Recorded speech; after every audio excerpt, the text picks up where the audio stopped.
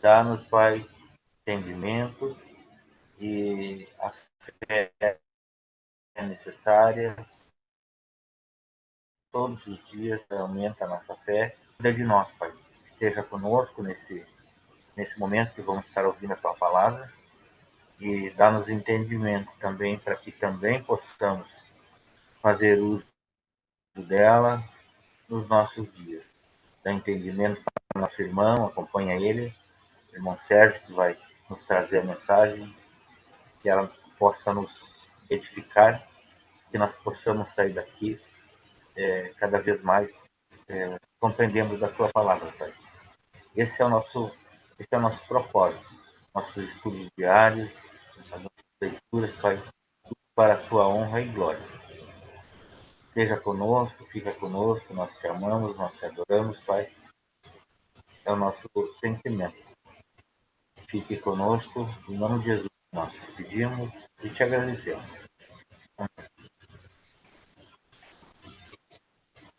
Amém. Obrigado, irmão. Amém. Sérgio Feijó, fica à vontade. Obrigado, Giovanni. Obrigado, irmão Fernando, pela sua oração. Um abraço especial aí em você e na sua esposa. Olha, irmãos, eu particularmente considero este hoje um dos temas mais importantes para a igreja na atualidade. Não porque eu estou falando, né, longe de mim. Não porque eu tenha escolhido esse tema, mas porque, e eu espero que todos os irmãos vejam, assim como eu consigo ver, mas porque foi um grande apelo de Jesus Cristo.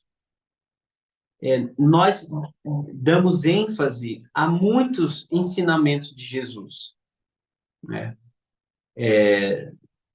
Nós ressaltamos muitas frases de Jesus. E nós até replicamos e repetimos muitas mensagens de Jesus. E eu acredito que o que a gente vai falar hoje seja o ponto mais importante para o crescimento da igreja no nosso país. Eu estou falando como brasileiro. E eu sei que essa é uma realidade em praticamente todo o nosso país. Nós tivemos irmãos na década de 60 chegando no Brasil. Muito embora nós temos congregações na maioria das capitais, e em algumas cidades, mas ainda somos tão poucos. E as congregações que nós temos hoje no Brasil, a grande maioria delas, nem tem um evangelista preparado, muito menos um presbitério, ou presbíteros, ou anciões, ou pastores, ou supervisores, né, como queremos chamar.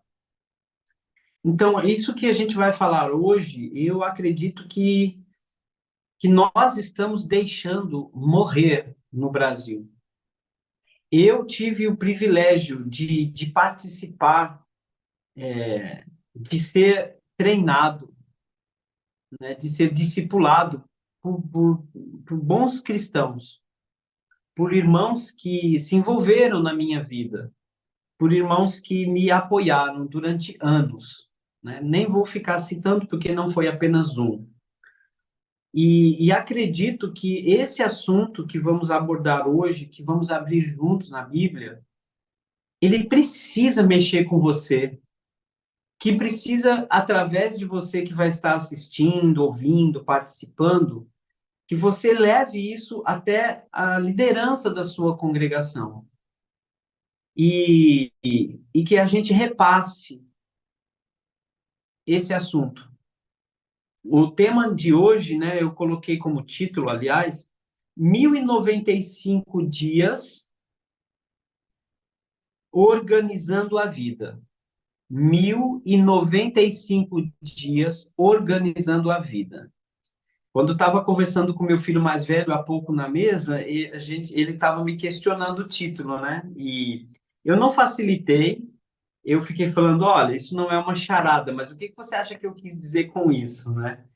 1095 dias organizando a vida. Esse tema, ele evidentemente ele está falando dos 3 anos em que Jesus treinou ou discipulou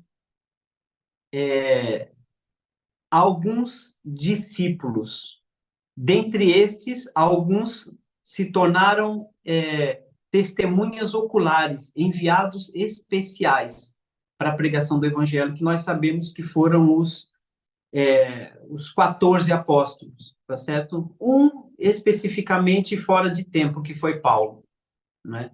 Judas caiu, entrou Matias no lugar dele, e depois de alguns anos veio Paulo.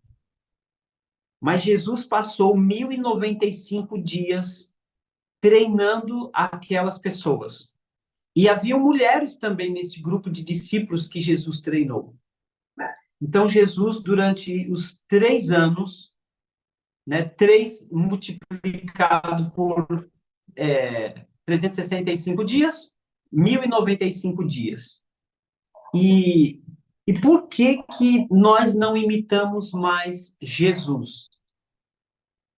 Usando no mínimo aí 1095 dias. Se Jesus em 1095 dias conseguiu treinar, discipular, evangelizar alguns homens e algumas mulheres, e eles vieram a transformar o mundo, por que nós não o imitamos mais? Porque estamos nos esquecendo ou não estamos dando a devida atenção para esse período intensivo de treinamento. Se eu perguntar aqui, quem nesse nossa live foi discipulado por pelo menos um ano, 2 vezes por semana?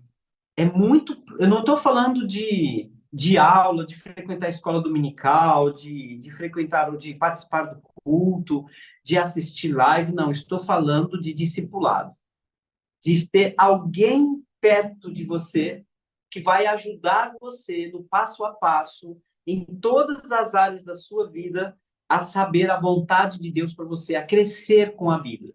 Você foi acompanhado individualmente por alguém? E eu não sei quantas pessoas aqui diriam que sim ou que não, mas primeiro vamos ter muita certeza do que é discipulado, ou do que é esse treinamento que Jesus tanto falou, tá certo?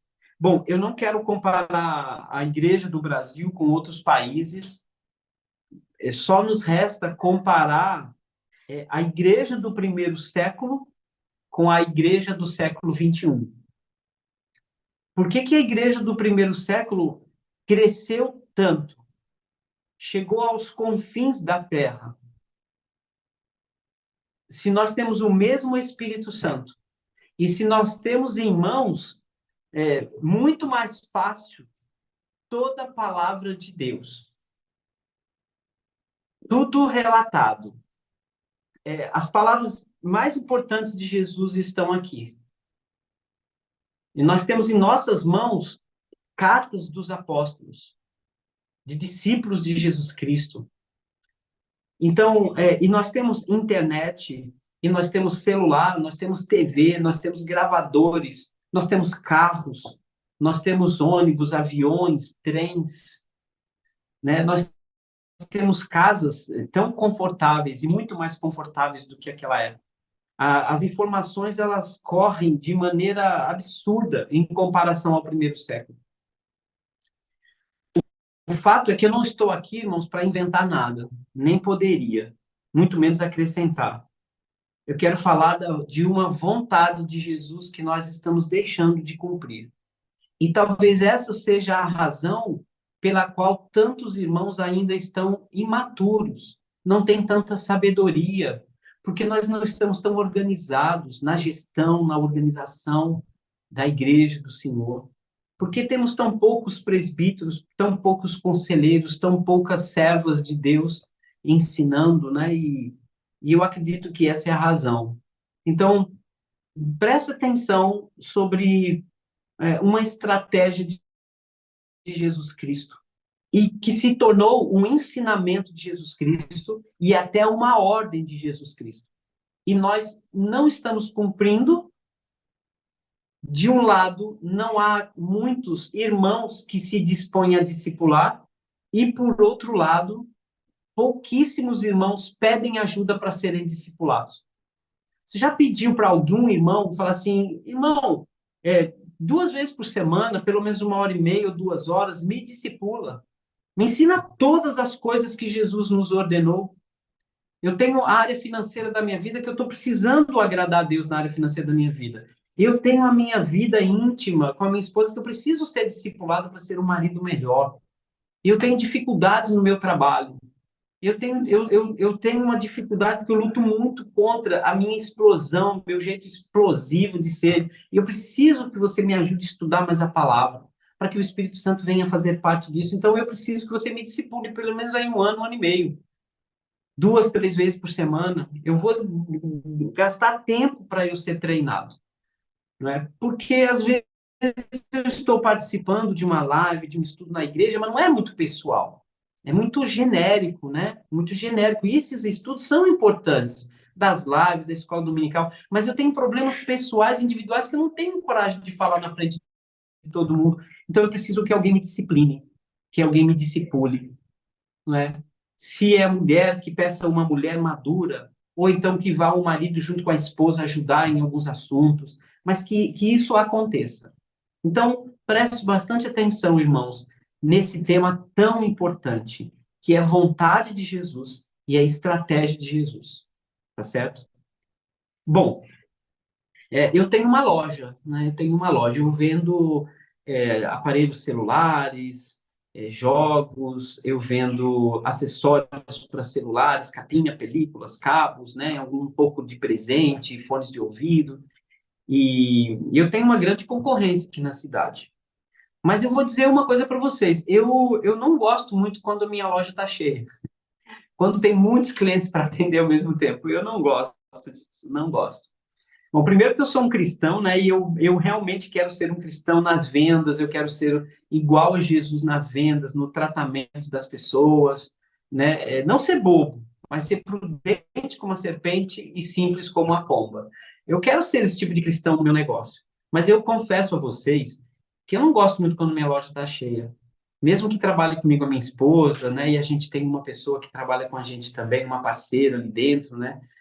Funcionária, mas que tem o foco de ajudar a gente, né, como parceira também. Então, nós somos em 3 na loja, mas eu não gosto. Não gosto de ter muita gente na loja. Bom, primeiro porque você não consegue fazer um bom atendimento com 3, 4 pessoas ao mesmo tempo. Um vai ficar insatisfeito. Por mais que gostem da gente, tenham amizade com a gente, mas eu não vou conseguir dar aquela atenção devida. E eu gosto de fazer as coisas muito bem feitas. Na hora de colocar uma película, eu não gosto de colocar com bolha. Às vezes uma pessoa chega para comprar um cabo, mas o problema não é o cabo, às vezes é uma limpeza, né, naquela partezinha onde encaixa o cabo para carregar o celular. Aí eu gosto de fazer uma limpeza e muitas vezes eu falo, olha, não é problema de cabo, era uma sujeira, já está voltando a funcionar. Mas eu não vou conseguir dar essa atenção quando tem muita gente. Agora, eu amo quando eu estou atendendo uma pessoa individualmente com o tempo. Porque a gente desenvolve amizade, a gente desenvolve um relacionamento com o cliente, venda é sequência, né? E aí eu gosto desse atendimento pessoal porque cria-se um vínculo, uma amizade, e eu posso até não ter o preço mais barato da cidade, mas as pessoas vão sempre querer comprar de quem elas têm um bom relacionamento. A gente termina ouvindo as histórias das pessoas, a gente termina sabendo por que aquele celular está quebrado e precisa de uma assistência técnica. Às vezes a gente pode até aconselhar uma pessoa, sabe, a tomar cuidado com os vídeos que ela baixa, porque pode trazer vírus. E eu ainda sou um pouco mais ousado que falar, e outra coisa, sabe, se você baixar certos vídeos, participar de certos sites, além de não agradar a Deus, olha, Deus não vai castigar você por causa disso, mas você vai sofrer as consequências. Então a gente sempre está pregando. Então eu particularmente gosto muito de atender quando tem poucas pessoas na loja, entende? Por causa disso mesmo. Porque é um relacionamento que perdura.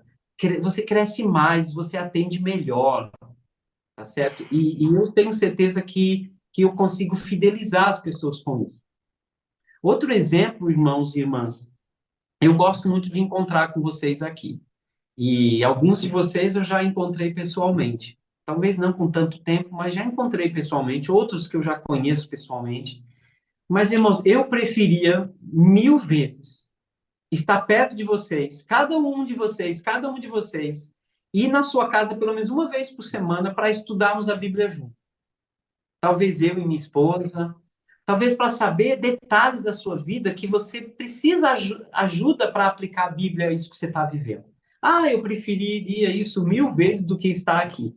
Aqui é bom, mas melhor ainda, irmãos e irmãs, é quando a gente tem tempo para treinar, ser treinado por alguém, ou treinar alguém a organizar a vida, né, como Jesus quer que ela seja organizada. Nós compreendemos na psicologia que há 8 áreas em que você precisa tomar cuidado, que você precisa dar atenção. São 8 áreas específicas na vida humana. A primeira área é a área pessoal, é aquilo que diz respeito só a mim e a mim mesmo. Como eu me vejo, como eu me sinto, eu. Tá certo? Independente de minha esposa, de filho, de trabalho, de Jesus, de qualquer coisa, eu e eu mesmo. Eu preciso tomar cuidado comigo mesmo. A segunda área é a área religiosa. É a área que abrange a fé, a crença, não é? É o que você enxerga da vida. Então, primeira área pessoal, a segunda área é a área religiosa, a terceira área é a área familiar, quarta é a área educacional, quinta, a área de saúde, sexta, a área financeira, sétima, a área social, e a oitava é a área profissional. São as áreas que o ser humano precisa de ter equilíbrio. Às vezes nós queremos ter equilíbrio na nossa vida com Deus, mas a nossa financeira é um caos. Aí há uma incoerência muito grande. Às vezes nós achamos que estamos muito bem na igreja, participando de todos os estudos, mas a nossa vida social é um caos. Nós somos estranhos, a gente não consegue ser simpático a ninguém. Tem pessoas que são aborrecidas com a gente porque a gente passa e não cumprimenta todo mundo, ou a gente não cumprimenta algumas pessoas. Talvez não sejamos bonzinhos, tá certo? Então, às vezes estamos muito bem, estamos para academia, nos alimentamos muito bem, mas a nossa vida educacional é fraca, a gente não lê direito, não compreende o que está lendo, às vezes a gente não sabe falar direito, e essa coisa de analfabetismo, de não saber ler e escrever direito, isso é uma falha humana. Porque a maneira que temos de conhecer Deus melhor é através da escrita, da Bíblia. Então, podemos melhorar, podemos ler mais. Quantos livros importantes que os irmãos estão lançando no Brasil? Quantos materiais maravilhosos nós temos, tá certo? Eu tenho aqui vários livros aqui e ali que servem para os meus filhos, para minha esposa, e a gente lê mesmo. Precisamos. Tem irmãos que mandam livro de presente para a gente, porque é importante. Eu ganhei uma série de livros essa semana. Ganhei não, eu comprei uma série de livros. Ganhei da minha esposa, na verdade. Do irmão Álvaro Pestana, né? Sempre me perguntam, saíram 3 volumes. Ao invés de escrever meu nome da minha biblioteca, eu comecei a colocar o nome da minha família, família Feijó, para que os meus filhos herdem, para que eles estudem. Às vezes vem amigos, irmãos aqui em casa e pegam um livro e falam, ó, só não pode tirar daqui. Porque algumas pessoas pegam e não devolvem. Se você quer, eu te dou um. Né? Mas entende, irmãos, que essas áreas da vida, irmãos, elas precisam de ter instrução de Jesus. E nós precisamos entender isso muito claramente, tá certo? Então, eu prefiro o contato individual. Eu acredito que Jesus ensinou isso para que todos os cristãos, todos aqueles que são candidatos ao reino de Deus, antes mesmo do batismo, sejam discipulados. Ou que alguém faça discípulos, tanto faz, tá bom? Uma palavra. Um faz um discípulo e esse é discipulado por quem faz discípulo. Um ensina e o outro aprende. É vontade de Jesus. Ele ensinou isso, que Antes do batismo, o ideal é para que você se torne um discípulo primeiro. Aí, como discípulo, você vai conhecendo a vontade de Deus sobre as áreas da sua vida. Aí vai bater aquele arrependimento na área financeira, que você tem que se consertar. Vai bater aquele arrependimento na área moral da sua vida, que você tem que se consertar. Aí você se arrepende do tipo de vida que você vivia e quer que Jesus tome conta da sua vida por completo. Para que você diga como Paulo em Gálatas capítulo 2, né? Estou crucificado com Cristo, já não sou eu quem vive, mas Cristo vive em mim. E esse viver que eu agora vivo na carne, vivo pela fé no Filho de Deus que me amou e assim mesmo se entregou por mim. Aí essa pessoa vai e se batiza e é perdoado. E aí, este discipulador, ou este irmão ou irmã que disciplinou ele, que discipulou ele, vai continuar ensinando ele depois do batismo. Vai estar do lado dele para o momento que ele escorregar, para o momento que ele tiver com grande dificuldade, para o momento que abrir os olhos dele e ele perceber que não é porque ele se batizou que ele estará livre de tentações, provações, privações, que nem sempre a igreja é tão calorosa ou aconchegante quanto ele imaginava que era. Às vezes ele vai se encontrar com um irmão que vai pegar no pé dele, às vezes ele vai ter tanto mais dificuldade depois do batismo, enquanto o inimigo odeia o fato de ter o perdido, e o inimigo vai investir com todas as armas para que ele caia mais uma vez. E ele precisa ter alguém lhe acompanhando. Por isso que é muito importante nós não nos esquecermos de que Jesus ensinou que o maior crescimento, que a maior maturidade é quando você tem a individualidade. É quando é entre você e o seu discipulador ou discipuladora. É quando você tem alguém, e é claro que a gente está falando que existem irmãos e irmãs que foram discipulados, que foram preparados, que sabem ensinar, que têm paciência para gastar tempo, que se comprometem em ajudar alguém a caminhar, a engatinhar enquanto está bebendo leite, depois quando ele começa a comer uma papinha mais grossa e aquele discipulador está do lado dele, e aí ele começa a se levantar para andar direitinho e o discipulador está do lado e ajuda ele a se apoiar para ele começar a comer uma comida sólida, daqui a pouco ele está comendo uma feijoada, daqui a pouco uma buchada de bode, e aí agora você pode virar para esse que você está discipulando e dizer assim, pronto, agora vai e faça com outra pessoa o mesmo que eu fiz com você. Então eu vou agora discipular outra pessoa e você outra. Já não somos mais 2, agora seremos 4. Daqui a pouco seremos 8. Daqui a pouco 16, 32, 64. E aí a igreja vai entendendo. Leva tempo, é difícil. Às vezes não estamos com muita vontade, às vezes temos outros compromissos, mas nós temos um compromisso sério daquela pessoa que aprende da gente.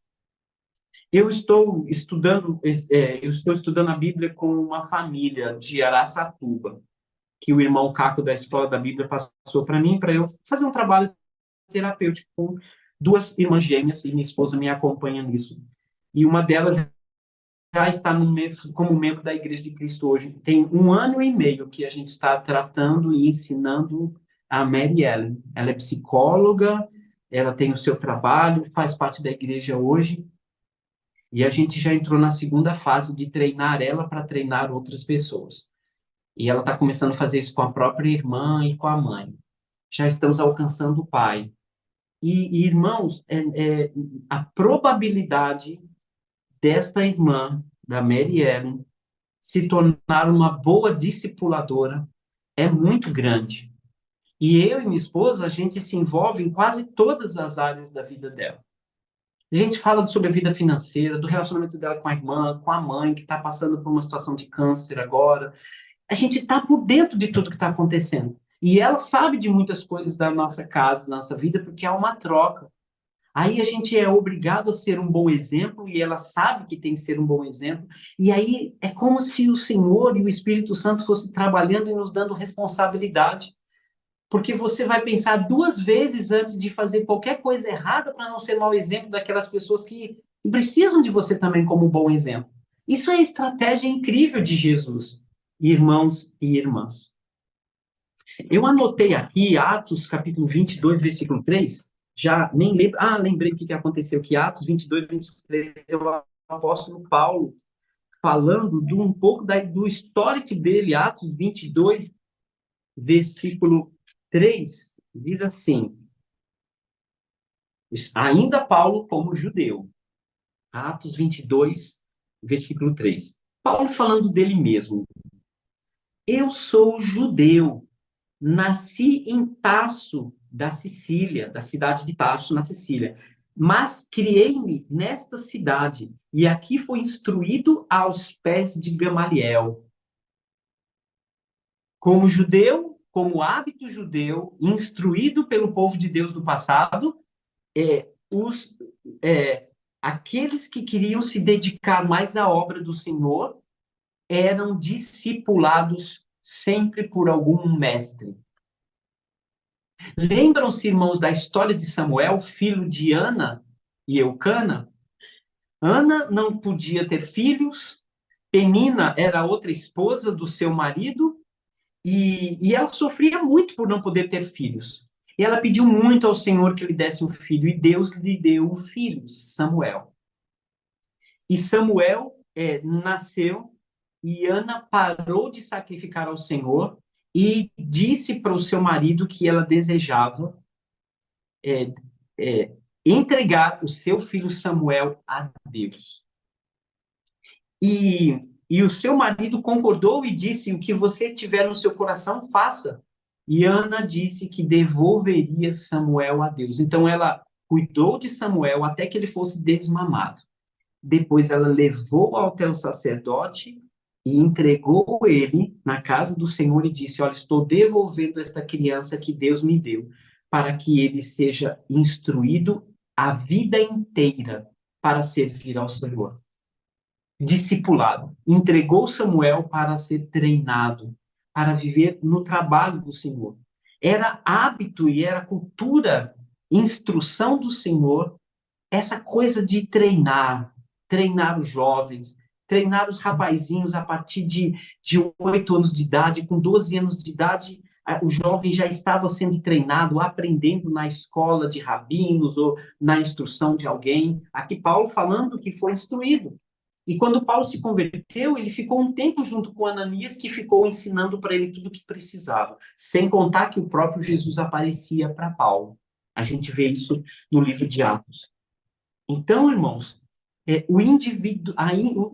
o atendimento individualizado é o crescimento da igreja.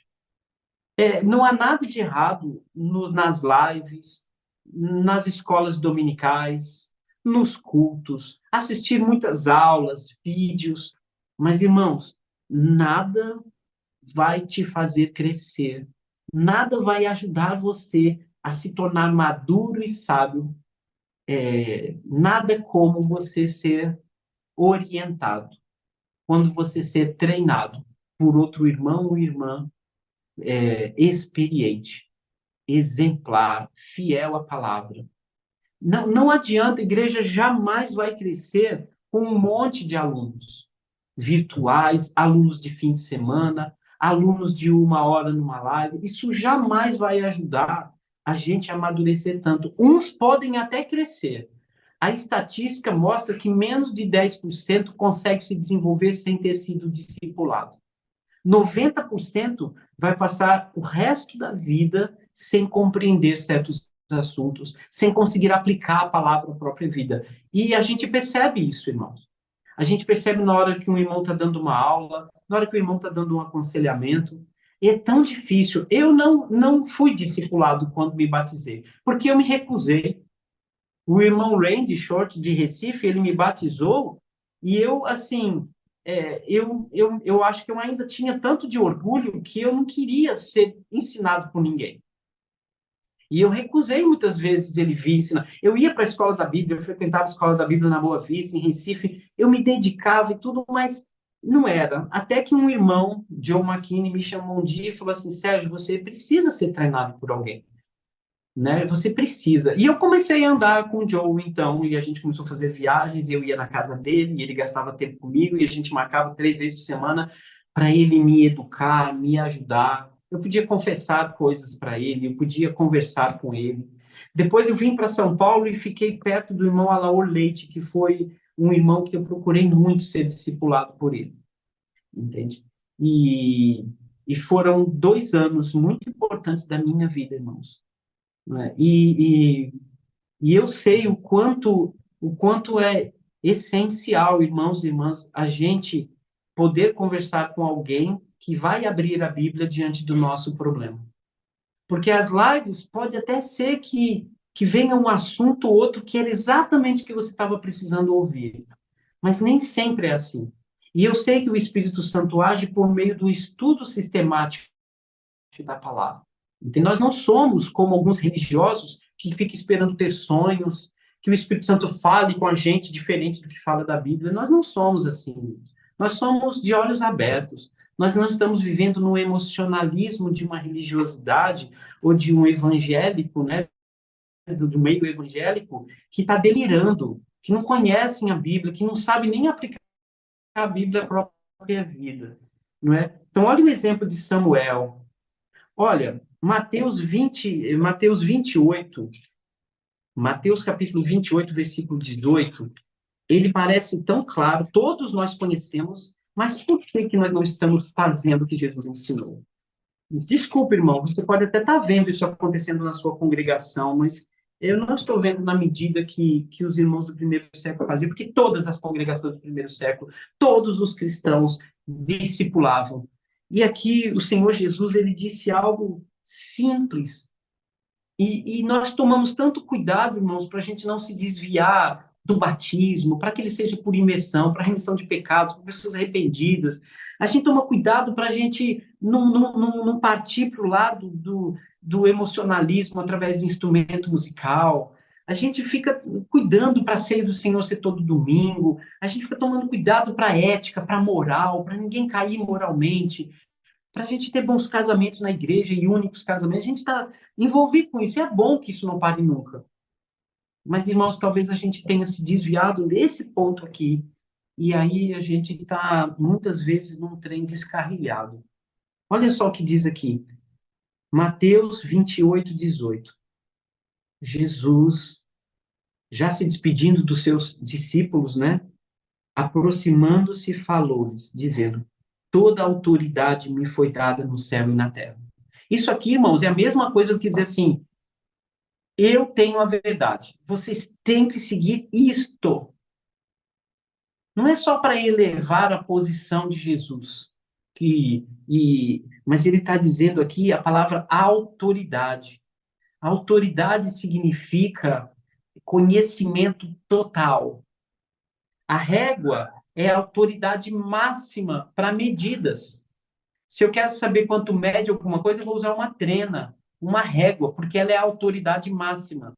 Jesus é a autoridade máxima quando se fala de salvação e vida eterna. Jesus tem a razão sobre vida eterna. Então, o assunto que ele vai dizer agora é essencial para garantir a salvação. E aí ele diz, versículo 19: ide, ou indo, tanto faz aqui para a gente, né? E indo no caminho do mundo, na vida, na sua vida, né? Fazei discípulos de todas as nações. E aqui há uma ordem consecutiva. Faça discípulos, depois batize estes discípulos. Versículo 20. E depois do batismo, você ensine estes discípulos a guardar todas as coisas que eu vos tenho ordenado. E é isso aqui que vai nos ajudar a preservar o que ele diz depois. E a preposição que é de continuidade, e estarei com vocês todos os dias até a consumação do século. Irmãos, sabe o que está acontecendo hoje? Esse versículo tem sido mudado. Hoje em dia é mais ou menos assim. Ide, portanto, eu até anotei aqui, sejam participantes crentes da igreja. Ide, portanto, fazei participantes crentes da igreja. Depois se batize esses participantes crentes da igreja. E depois você deixa que eles vão participar de todas as aulas, de todas as lives, para aprender todas as coisas que eu vos tenho ordenado. Tem alguma coisa estranha, não tem? Perceberam que não foi isso que Jesus ensinou? Fazer discípulos, irmãos, não é fazer participantes, é envolver as pessoas. O discipulado, ele é muito importante. E nós temos o principal exemplo de todos, que é Jesus Cristo durante 1095 dias, ensinando as pessoas. Jesus estava nas casas com essas pessoas. Ele ia nas casas. Hoje em dia tem irmão que nem sabe, tem líderes da igreja ou evangelista que nem vai na casa dos irmãos, se encontram aos domingos, se encontram nas lives. A gente não vai mais nas casas. A gente não toma um cafezinho ou uma água com biscoito Maria, não é? Jesus andava nas casas, nas sinagogas. Jesus estava com eles nas ruas, nas praças. Jesus estava com eles nas estradas, colhendo frutas das árvores. Jesus estava fazendo leitura com eles todos os dias, os 1095 dias, Jesus lendo, orando, Jesus cantando com eles. Aquela pessoa que está discipulando você, ela tem um tempo que vocês vão orar juntas e cantar louvores juntos. Um dia um confessa um pecado e você ora por ele para que os pecados sejam perdoados, conforme Tiago ensina. Jesus estava fazendo orações com eles, debatendo assuntos importantes da lei judaica, do cristianismo. Jesus tinha conversas com eles sobre política, sobre César, para que os discípulos entendessem, tá certo? Que muitos procuram o favor de quem governa, nós, porém, confiamos no Senhor, como o Provérbios diz. Jesus falava sobre geografia, Jesus falava sobre tudo na vida das pessoas. Jesus falava como as pessoas deveriam se relacionar melhor dentro de casa, irmãos com irmãs. Jesus sabia da vida das pessoas, porque ele levou 1095 dias para viver do lado das pessoas. Ele chegou ao ponto de ser acusado até pelos judeus que ele comia e bebia com publicanos e pecadores. Esse comia e bebia, irmãos, ele está dizendo, você está lá na vida deles, na casa deles. Você está participando da vida dessas pessoas. E aí Jesus diz, aqui é meu lugar. E os judeus, sabe o que eles faziam? Eles jamais discipulavam alguém, a não ser que eles ensinassem as pessoas, e as pessoas que iam discipular, os rabinos que iam ensinar, era cheio de prepotência, de orgulho, não queria saber da vida deles. Os líderes, eles colocavam fardos tão pesados sobre as pessoas que nem com um dedo eles ajudavam-os a carregar. Jesus diz isso em Mateus capítulo 23. Esse ensinamento de Jesus, vão na vida, indo pelo caminho, vivendo sua vida, faça discípulos. A palavra discípulo é a origem da palavra disciplina. Discípulo significa que você está sendo disciplinado por Cristo. Você está organizando sua vida com Cristo. Né? Essa ideia de, deixa aquela pessoa vir como está e depois que ela se batizar, tudo vai dar um jeito. Não, irmãos, temos que começar antes. Se não começou antes, que recomece. Se você tem 10 anos na igreja do Senhor Jesus, mas não foi discipulado por ninguém, chama um irmão ou uma irmã de experiência na igreja e fale, por favor, estude a Bíblia comigo. Eu preciso ser orientado, eu quero organizar a minha vida pela Bíblia. O irmão Giovanni falou ontem sobre isso, a importância, sabe, do estudo da Bíblia de dia e de noite. Tá certo? O irmão Josué Lousada ensinou aí no sábado anterior ao passado, ele falou da importância de educar os filhos, isso é discipulado, mas não é só para os filhos, é para a igreja, é para os irmãos, é para todos. Eu por querer disciplinar ou discipular pessoas em alguns lugares, alguns irmãos se afastaram de mim, não, ninguém quer isso aqui, não. Não vai ficar se metendo na vida dos outros, não. Onde já se viu. A Bíblia ensina, em Atos capítulo 2, que os irmãos tinham tudo em comum. A palavra comunhão, se você for pesquisar ela, koinonia ou comunhão, ela significa que você tem tudo em comum com os irmãos. Eu não estou falando de certas intimidades que eu tenho com a minha esposa, com a minha família, mas assim, eles conhecem minha vida, eles sabem quem eu sou. Como vamos escolher os nossos presbíteros se nós não soubermos como é ele com a família? Se nós não soubermos que ele não é avarento, Como que nós vamos saber dos detalhes da vida de certos irmãos e irmãs que vamos colocar como evangelistas se a gente não sabe nada da vida deles? Só é possível quando a igreja fazer o que Jesus ensinou aqui. E, para finalizar, irmãos, 2 Timóteo 3, 16 e 17. Outro texto que nós conhecemos, sabe, de trás para frente, de frente para trás, mas não estamos prestando atenção como deveríamos. 2 Timóteo 3, 16 e 17.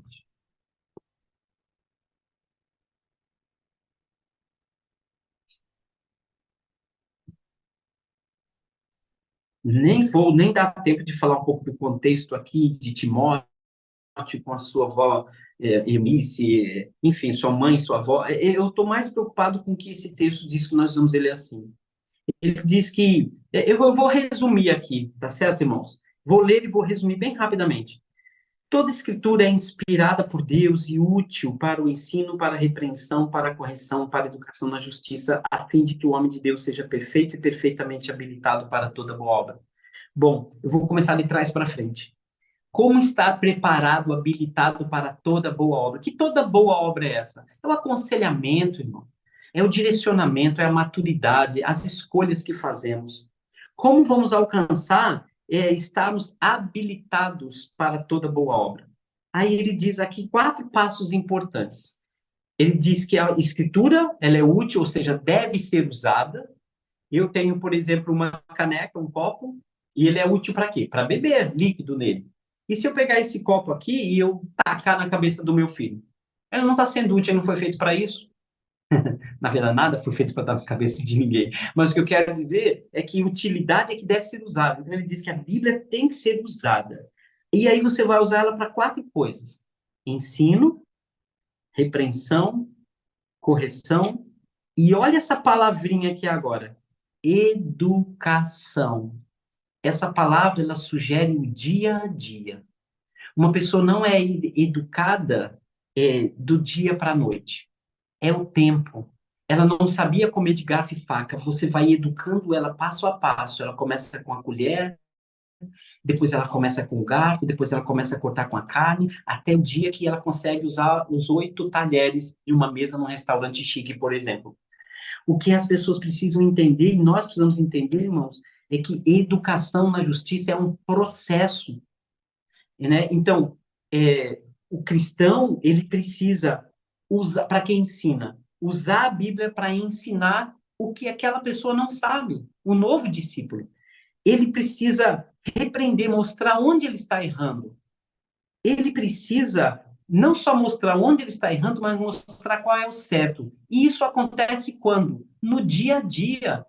A educação é um processo. Não existe educação no estalar dos dedos. Ninguém coloca um chip na nossa cabeça que dá, assim, instantaneamente a gente já sabe daquilo. Não. Educação é um processo. Nas escolas nós levamos aí 8, 10, 12 anos.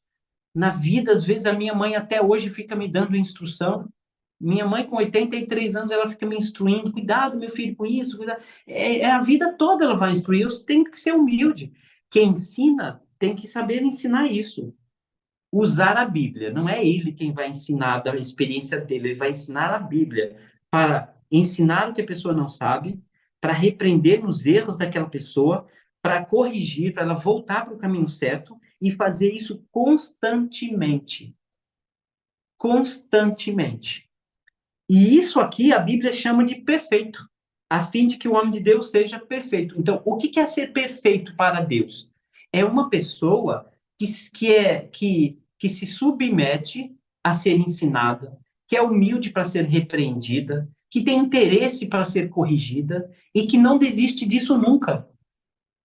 Lá em Lucas, capítulo 23, Jesus diz assim para os discípulos: quem quiser vir após mim, assim mesmo se negue dia após dia. A vida do cristão é dia após dia aprendendo, de preferência individualmente. Isso é discipulado, irmãos. Jesus, e como deve ter sido incrível aprender de manhã, à tarde, à noite, de madrugada, ser discipulado por Jesus Cristo, ter a sua vida disciplinada, organizada por Jesus. Os cristãos, eles estão sempre em construção. E precisa, para isso, irmãos, se submeter a ser ensinado, a ter a sua vida organizada. Tem muitas áreas das nossas vidas que precisa muito da aplicação da palavra.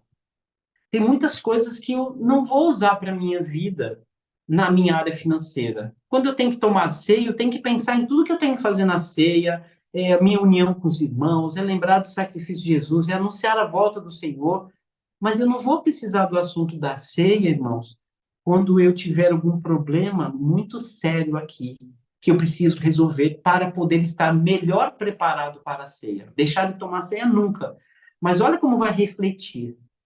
E por isso que Paulo disse, né? Por isso examine-se o homem ou a mulher a si mesmo, e assim como do pão e beba do cálice. Esse examinar, irmãos, a gente vai ver um monte de coisa que a gente já podia estar muito melhor, comendo alimento sólido, se nós tivéssemos humildade para chamar irmãos para tomar conta da nossa vida espiritual.